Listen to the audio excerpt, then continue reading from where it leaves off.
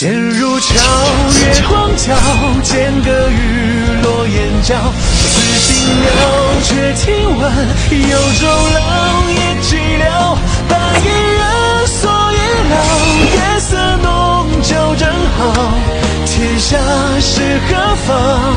一天条。你是何人？是你老子！下课来去，三次归你也敢动手，今日就算我死在这儿，也要拉你一起陪葬。一帮臭蝎子，也配知道自己的姓？老子是你祖宗！四季山庄庄主周子愿领教赵武去考招。别废话，一个一个来，还是一起上？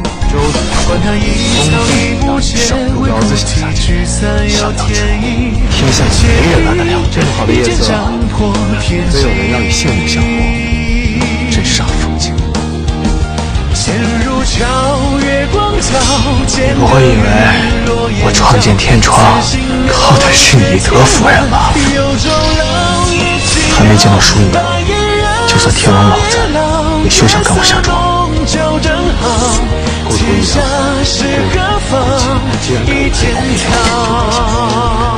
既然此书已经不是16岁的少年了。你说的太平盛世，大不了有人看不起自己是老弱，在九泉之下等他。这是右京右路，